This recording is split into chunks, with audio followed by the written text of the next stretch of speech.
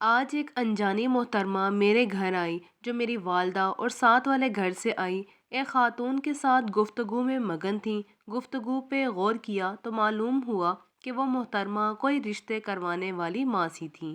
پر خیر، محترمہ فرما رہی تھیں ساتھ والے گھر سے آئی خاتون کو کہ ایک رشتہ ہے ہاتھ میں، اچھا جاننے والا، اگر کہو تو بات چلاؤں۔ تو خاتون نے پوچھا صورتحال یعنی لڑکے والوں کا حال احوال بتاؤ۔ تو محترمہ انتہائی خوش اسلوبی سے پہلے یہ کہنے لگی کہ لڑکے کے والدین والا جھنجھٹ ہی نہیں ہے۔ اس محترمہ کی بات کا مطلب یہ تھا کہ لڑکے کے والدین اللہ کو پیارے ہو چکے ہیں۔ پھر بتایا کہ دو بہنیں اپنے اپنے گھر کی ہیں، پر ان سے آپ کی بیٹی کا کیا لینا دینا، جبکہ پھر بتایا کہ تین بھائی ہیں جو کہ ایک دوسرے سے الگ ہیں اپنے اپنے گھر میں، اور آخر میں پرجوش انداز میں کہتے ہوئے بتاتی ہے کہ تمہاری بیٹی سکھی و سکون اور اطمینان میں رہے گی، راج کرے گی گھر پر بھی اور اس لڑکے پر بھی۔ میں یہ ساری رام کہانی سنتے سنتے ان کے پاس آیا اور دعا سلام کے بعد محترمہ سے ادب و احتراماً مخاطب ہوا اور اس سے بات کرنے لگا۔ میں نے پوچھا کہ محترمہ جی، آپ کے بچے کتنے ہیں؟ تو اس نے بتایا میرے دو بیٹے ہیں اور ایک بیٹی ہے۔ پھر ان کی شادی کا پوچھا تو بتایا کہ ایک بیٹا شادی شدہ ہے اور ایک کی شادی ہونا ابھی باقی ہے، اور بیٹی اپنے گھر کی ہے، یعنی وہ بھی شادی شدہ ہے۔ پھر میں نے پوچھا کہ جو بیٹا آپ کا شادی شدہ ہے کیا وہ آپ کے ساتھ رہتا ہے یا الگ؟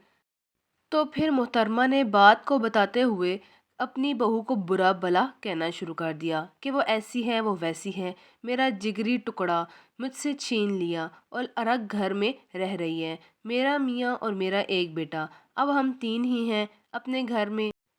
پھر میں نے پوچھا کہ آپ کے دوسرے بیٹے کی شادی کب ہے؟ تو کہتی ہیں جلد ہی کوئی اچھی بہو مل گئی تو کر دوں گی۔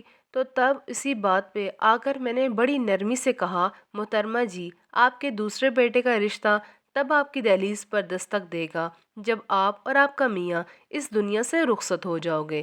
تب میری اس بات پر وہ محترمہ آنکھ بگولا ہو گئی، بھڑک اٹھی۔ میری والدہ مجھے کہنے لگی ندیم، یہ کیا بدتمیزی اور بد اخلاقی ہے؟ پر وہ تیسری خاتون میرے منہ کو ہی تکتی رہ گئی جس نے اپنی بیٹی کے رشتے کے لیے لڑکے والوں کا حال احوال دریافت کیا تھا۔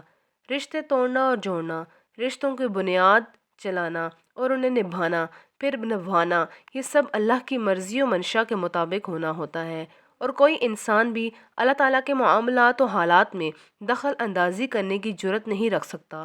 مگر ہم انسانوں نے انتہا کی خوشیاں منانا شروع کر دیں کہ جب ہمیں ہر جانب سے ایسے پیغامات ملتے گئے رشتوں کے حوالے سے کہ فلاں کا والد نہیں، فلاں کی والدہ نہیں، فلاں کے بہن و بھائی نہیں، اگر ہیں تو الگ ہیں، یہ معاملات ہیں، وہ معاملات ہیں، نہ جانے کیا کیا، اور کتنے افسوس و تکلیف دہ المیات و لمحات ہیں کہ ہم انہی غلیظ ترین اور بدبودار ہتھ کنڈوں میں جکڑ چکے ہیں۔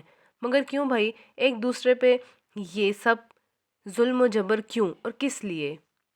اشرف المخلوقات ایک خوبصورت ترین مخلوق ہے، پھر اس طرح کا رواج اور دستور کیوں ہم مسلمانوں میں؟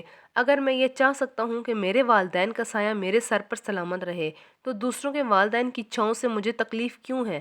اگر میں یہ چاہ سکتا ہوں کہ میری بہنیں اور میرے بھائی تا حیات ہر دم میرے ساتھ رہیں تو دوسروں کی بہنوں بھائیوں کے لیے مجھے تکلیف کیوں ہے؟ اگر میں یہ چاہ سکتا ہوں کہ میرے ساتھ میرا ہر خونی رشتہ قدم قدم ساتھ چلے تو دوسروں کے خونی رشتوں سے مجھے تکلیف کیوں ہے؟ آپ سب سننے والوں اور پڑھنے والے اس رشتے کروانے والی ماسی پہ بھی تجربہ کریں اور اس کے ذاتی حال و احوال پہ بھی نظر گھما کر دیکھیں کہ اس کے اپنے گھر میں کیا حال ہے، جبکہ وہ دوسروں کو قطرہ قطرہ اجاڑنے میں مگن ہے۔